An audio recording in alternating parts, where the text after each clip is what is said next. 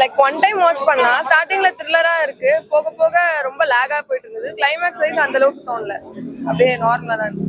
One time ஒரு lock அவ்வளவு lock என்ன லாக் இல்ல ஸ்டார்டிங்ல ஏதோ ஒரு மாதிரி பேய் படம் மாதிரி கொண்டு போனாங்க. அப்புறம் லாஸ்டா பார்த்தா ஏதோ ஹீரோயிசம் இந்த ஃபாரின்ல எடுக்கிற மாதிரி எடுக்கணும்னு ட்ரை பண்ணிருக்காங்க, இந்த பேட்மேன் சூப்பர்மேன் மாதிரி. பட் அந்த அளவுக்கு இங்க ஒர்க் அவுட் ஆகல இவங்க எடுத்து. பேட்மேன் சூப்பர்மேன் இப்போ நம்ம இது வரைக்கும் நம்ம சத்யராஜ் ஒரு ஆக்ஷன் ஃபிலிம்ல பார்த்துருக்கோம், ஃபேமிலியில பார்த்துருக்கோம். ஃபர்ஸ்ட் டைம் ஒரு சூப்பர்மேன் கான்செப்ட்ல எடுத்துட்டு வந்திருக்காங்க. அது எப்படி அவர் செட் ஆயிருக்கா எப்படி? இல்ல ஆக்சுவலா இவர் அந்த மாதிரி காமிக்கல, அவங்க பையன் அப்படின்னு சொல்லி அது அவரை தான் அந்த மாதிரி காமிச்சிருக்காங்க. இவரை படம் பார்த்து வந்திருக்கீங்க, எந்த கான்செப்ட்ல உங்களுக்கு எந்த கான்செப்ட்ல எடுத்துட்டு? இல்ல இது நம்ம இதுல இந்த மாதிரிலாம் பண்ணா ஏத்துக்க மாட்டாங்க. பட் நல்லா இருக்கு படம், இது பார்க்கலாம், நல்லா இருக்கு படம்.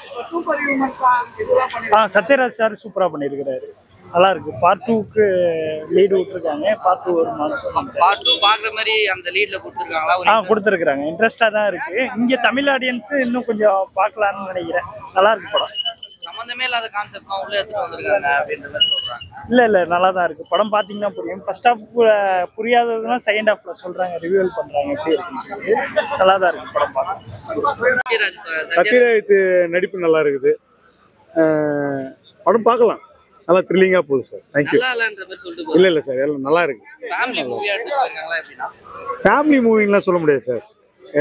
இயற்கை அழியக்கூடாதுன்றதுக்காக எடுக்கப்பட்ட படமா இருக்கு, நல்லா இருக்கு. சத்யராஜை பொறுத்த வரைக்கும் அப்போ பாத்தீங்கன்னா ஃபர்ஸ்ட் ஒரு ஜாலி கண்டென்ட் பண்ணியிருந்தாரு, இப்போ ஃபுல்லா ஃபேமிலி கண்டென்ட் பண்றாரு. அவருக்கு அது நல்லா எடுக்குது சார், நல்லா இருக்கு.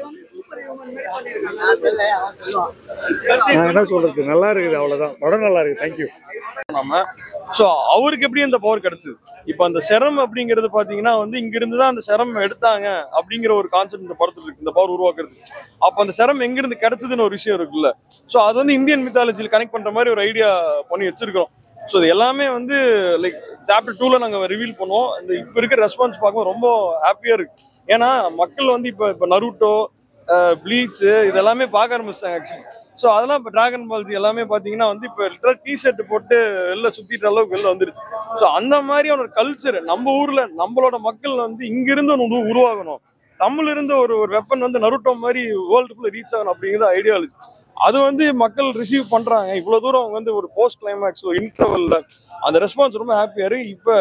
இப்போ நம்ம ஐடியாஸே மாறுது. இந்த ரெஸ்பான்ஸ் வச்சு வேற மாதிரி விஷயங்கள் நம்ம கொண்டு வரலாம் உள்ளார. ஒரு ஃபைட் சீக்வன்ஸ் எங்கனால முடிஞ்ச அளவுக்கு ஒரு பிரம்மாண்டத்தை கொடுத்துருக்கோம். அடுத்து இதை தாண்டி ஒரு மிகப்பெரிய பிரம்மாண்டம் கொடுக்கறதுக்கான ஒரு ஸ்கோப் மக்கள் கொடுத்துட்டு இருக்காங்க. சாப்டர்ல நிறைய விஷயங்கள் சொல்ல வேண்டியது இருக்கு. அதுல கண்டிப்பா இந்த செரம், சூப்பர் ஹியூமன் செரம் எங்கிருந்து உருவாச்சு, எப்படி உங்களுக்கு அந்த சக்தி கிடைச்சதுங்கிறத கண்டிப்பா நம்ம அதுல சொல்லுவாங்க.